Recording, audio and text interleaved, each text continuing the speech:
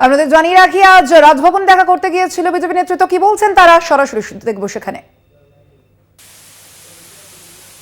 আপনারা দেখতে পাচ্ছেন যে আমরা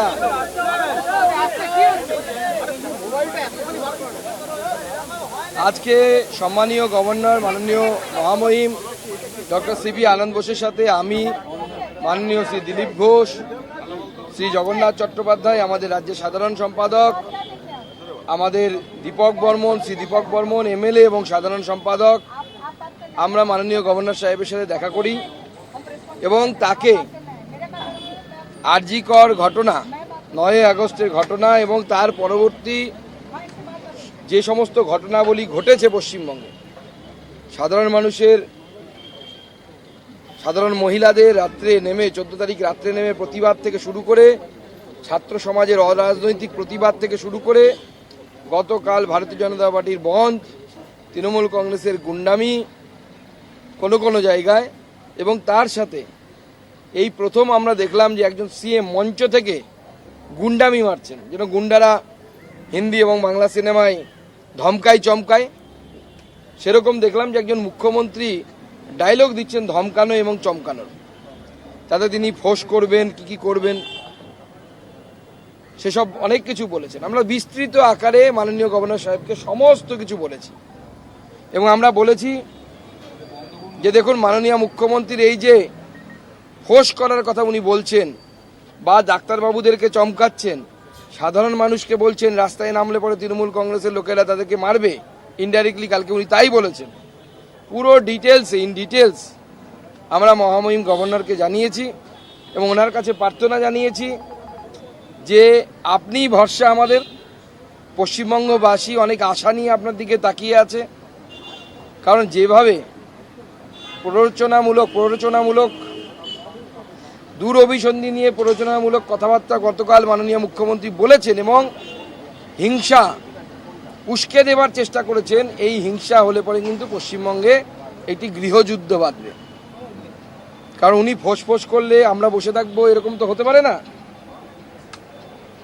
তখন আমি যেমন গতকাল বলেছি সেরকমই হবে। তখন তেরে মেরে ডান্ডা করে দিই ঠান্ডা, বাংলার মানুষ তখন তেরে মেরে ডান্ডা করবে। আমরা চাই না সেই ধরনের পরিস্থিতি তৈরি হোক। মাননীয় গভর্নর সাহেবকে বলেছি যে আপনিই ভরসা, বাংলার মানুষের সাংবিধানিক অধিকার, বাংলার গণতন্ত্র, বাংলার মানুষের স্বাধীনতা স্বাধিকার, এই রক্ষার দায়িত্ব সংবিধান আপনাকে দিয়েছে। সেজন্য আপনার কাছে আমরা অনুরোধ নিয়ে এসেছি যে আপনি এই অধিকারকে রক্ষা করার জন্য যা করা প্রয়োজন তা করুন এবং উপযুক্ত ব্যবস্থা নিন। সুকান্তদা, যা করা প্রয়োজন মানে রাষ্ট্রপতি শাসন কি দাবি করলেন? দেখুন, আমরা ওনাকে বলেছি যে বাংলার মানুষের সাংবিধানিক অধিকার রক্ষার জন্য যা করা প্রয়োজন। এবার কি করা প্রয়োজন সেটা তো সংবিধান অনুসারে উনি ঠিক করবেন এবং ওনার উপরের লোকেরা ঠিক করবেন। আজকে মহামান্য রাজ্যপাল দিল্লি যাচ্ছেন, দিল্লি গিয়ে উনি কথা বলবেন, পরবর্তী সময়ে সমস্ত কিছু দেখে ঠিক হবে। আজকে তো বাংলার পরিস্থিতি দেখে সবাই চিন্তিত।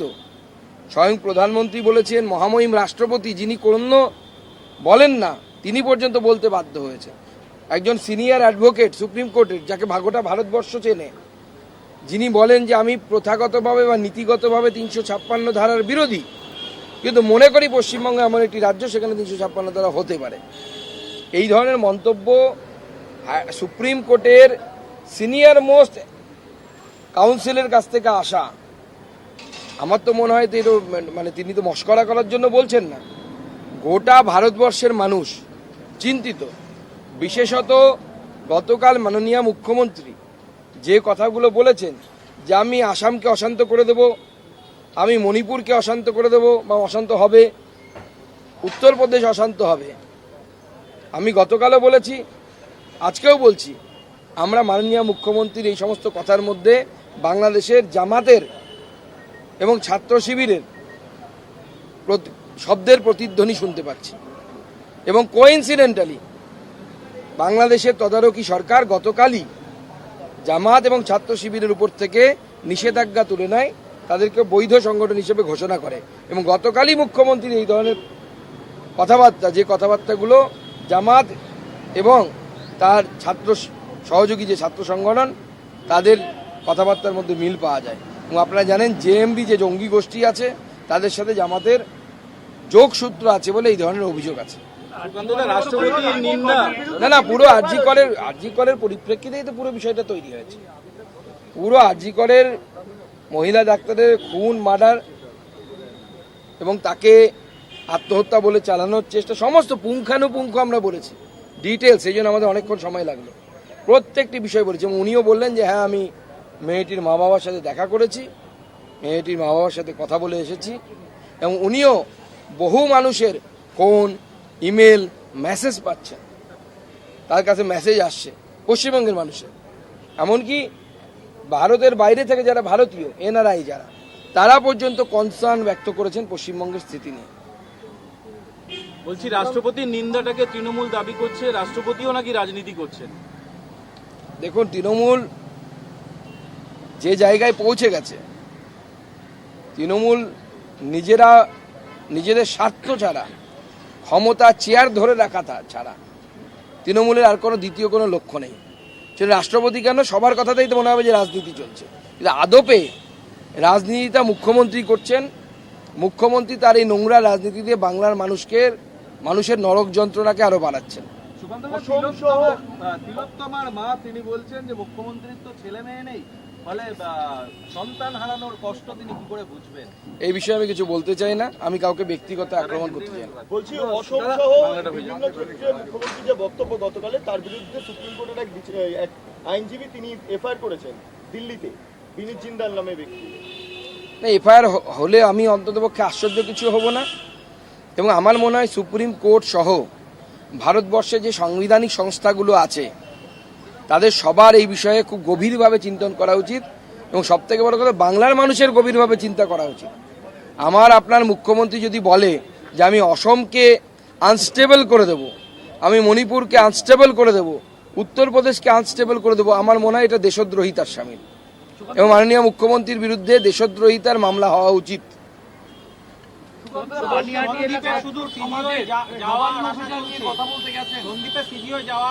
পলিগ্রাফ হলো, বাড়িতে তল্লাশি হলো, সিবিআই ডেভেলপমেন্ট কি মানুষ জানতে চাইছে, মানে ধৈর্য হারাচ্ছে নিজে থেকে স্বতঃস্ফূর্ত মামলা করলো ইডি। দেখুন, আপনাদেরকে আগেই বলেছি, কোনো তদন্তকারী সংস্থা তথ্য প্রমাণ ছাড়া কারো বিরুদ্ধে ব্যবস্থা নিতে পারে না। নিলে আজকে যদি সন্দীপ ঘোষকে অ্যারেস্ট করে, কালকে জামিন পেয়ে যাবে। কোর্টের সামনে কি বলবেন আপনি গিয়ে? তথ্য প্রমাণটা কোথায়? সিবিআই বা যে কোনো তদন্তকারী সংস্থাকে পলিগ্রাফিক টেস্ট কখন করতে হয়? যখন সার্কামস্ট্যান্সিয়াল এভিডেন্স পাওয়া যায় না। সার্কামস্ট্যান্সিয়াল এভিডেন্স পাওয়া যাচ্ছে না কেন? ক্রাইম হয়েছে বডির উপর, বডি নেই, বডি পুড়িয়ে দেওয়া হয়েছে জোর জবরদস্তি। যে এলাকায় ক্রাইম হয়েছে সেখানে গরু চারানোর মতো সন্দীপ ঘোষ এবং তার দলবল চড়ে এসেছে। আপনার মনে হয় এরপরে কোনো তথ্য প্রমাণ পাবেন? একজন লয়ারকে নিয়ে যাওয়া হয়েছিল, কি উদ্দেশ্যে নিয়ে যাওয়া হয়েছিল সেই লয়ারকে ধরে বা তার বুদ্ধি নিয়ে সেইখান থেকে তথ্য প্রমাণ লোপাট করার চেষ্টা করা হয়েছে কি না মুখ্যমন্ত্রীর নির্দেশে বা তার অনুপ্রেরণায়? তো তথ্য প্রমাণ না থাকলে সিবিআই কেন, এফবিআই অ্যারেস্ট করতে পারবে না? তথ্য প্রমাণ দরকার তো। এবার পলিগ্রাফিক টেস্ট, সেই পলিগ্রাফিক টেস্টকে আপনারা জানেন পরবর্তী সময়ে কোর্টে গিয়ে চ্যালেঞ্জের মুখে পড়তে হয়। তো পলিগ্রাফিক টেস্ট থেকে তথ্য নিয়ে জানি না কি তথ্য পেয়েছে কি তারা, তার পরবর্তী পদক্ষেপ সিবিআইকে নিতে হবে, এনকোয়ারি করতে হবে, জিজ্ঞাসাবাদ করতে হবে।